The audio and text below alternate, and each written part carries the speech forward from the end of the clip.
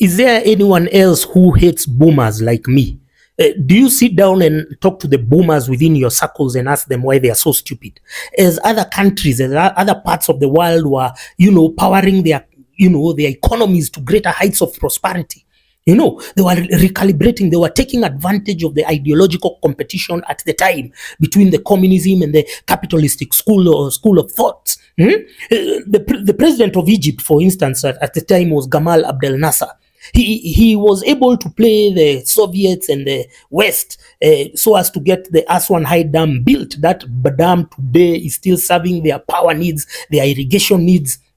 They are able to challenge even the bigger countries when it comes to manufacturing because their power is cheap. Now here, what did the boomers do? We had Kiraito Murungi, who was the Minister of Energy, together with his PSs, and I don't know, these other guys who've been here. Their work was what? Their work was paying independent power producers, which they had interests in. They paid them when they were not delivering any power to the tune of 18 billion shillings. Now that power, that money is crossed on to us, is crossed on to the investors, the SMEs. That's why doing business in Kenya has been so difficult. And who is Kiraito? Kiraito is someone who is loved by members of the religious clergy. He's the guest of honor in harambes in churches. Now, churches and boomers have a toxic dichotomy because they know the churches are the laundry vehicles. These are where, when we steal money, we have to go and sanitize it in churches by giving them handouts. So they go and bribe religious leaders. They are given harambes, which had been illegalized, it is illegal now to have harambes, have now made a resurgence because the churches know that the thugs of the Kenya Kuisha shit show are ready to spend money. They are ready to spend a small percentage of their proceeds of crime sanitizing and building these monstrosities. Now these idiotic boomers are building churches, and then at the same time they will come and ask us for money because they are raising money to go to India. Whether they are raising money or not, at the end of the day, going to India, while we have squandered a generation of potential doctors here, we have squandered all our money here, is an abomination.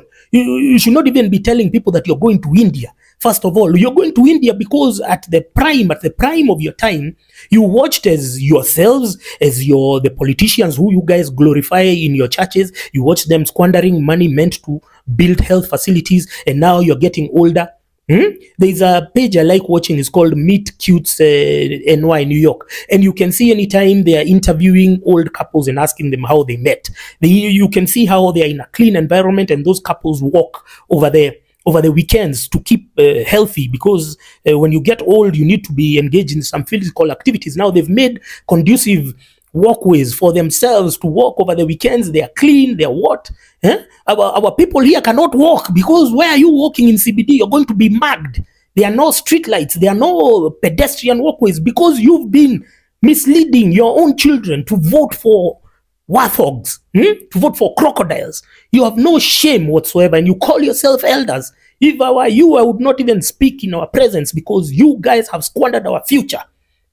And you call yourselves very important people. You demand respect, and when somebody challenges you, you say, oh, that person is disrespectful, because that's the only card you have. That's the only card you have to maintain dominance, to secure or to solicit for our attention. Oh, respect for what? You have left there. There are no hospitals, there are no street lights. You've killed the 24-hour economy. We were talking the other day about why are bars in the neighborhoods. Is because Uhuru was bribed by ASAL leaders to bring Alcoblo, and still Alcoblo is being introduced right now. It's being implemented because, of course, it's a good source of extortion, of bribery, to feed the corrupt chain in the Ministry of Interior. So you bring that, you kill the nightlife in CBD because everything you think or you view issues from the lenses of your superficial, superimposed morality. Watoto wanaharibiwa na pombe, watoto wanaharibiwa na pombe.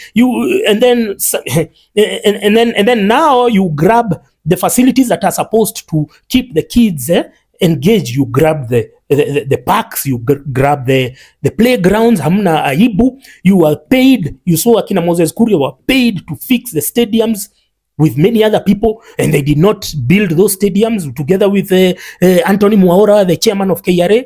Very connected, well, people who are very close to the regime, to the current regime. They were paid, they did not, and then they go and donate. Did you see Anthony Mwaura reading out Kithiki Kindure's donation of 2 million? That time he has been paid hundreds of millions to build a stadium, which is now a white elephant, which is now a stalled project. So these are the people, they steal a lot of money and then they go to sanitize it in church. So you are religious leaders. For you, I told you young people, since we know that the religious leaders are their partners in corruption with the regime, what you do is, I told you, don't disown God, disown the church. The church is not God, God is not the church. Deny the church your money. Why are you giving them money? Stop tithing, stop giving them money until they reform, until you remove those old bastards who solicit for handouts from the regime, who are there, who are saying, si uchawi ni maombi. They knew very well that this is a corrupt regime, but they still went ahead to endorse it anyway, because they were saying, oh, it's the better evil. There were many other people they could have championed for good governance.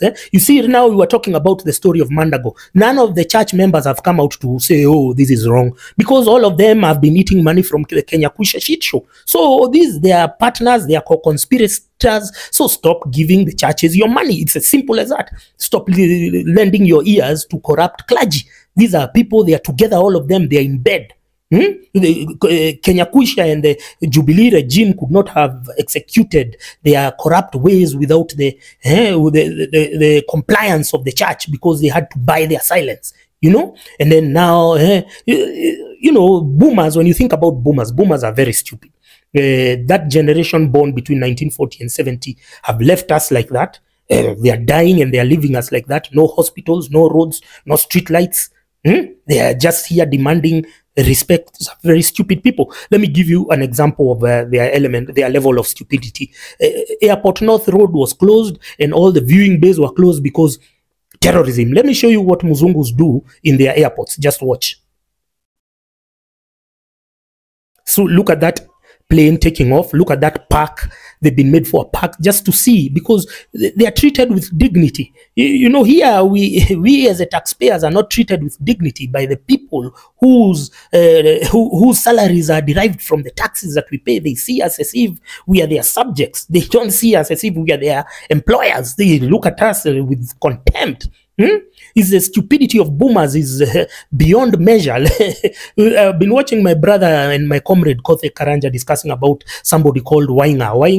Wainga was a traditional healer in Kikuyu culture, and Wainga used to go there. You're healed. You're given the herbs. You're a herbalist. But then the Muzungu came. When the Muzungu came, he came and introduced smallpox within the communities in Mount Kenya region, because he was playing a long game. I told you Muzungus, they play a long game. So he introduced smallpox, just like COVID. You see, COVID, they're the ones who brought COVID, and then they brought the vaccine.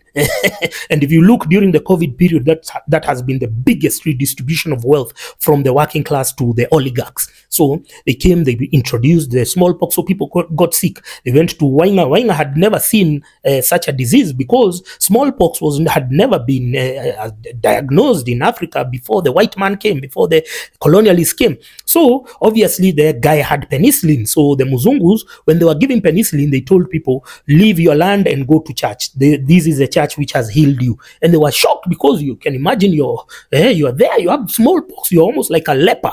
Suddenly you're healed. Then you leave your land, you go to the church. That's why there is a stupid song where they say, I'll never go back to my traditional healer. It's the same narrative that they've used to besmirch and to malign and impugn our traditional brewers. They call them illicit brews. These are illicit brews. We are okay taking theirs because it's packaged and branded and the profits are going back to England, but ours is illicit brew. This is an illicit brew. Just listen to this stupid song.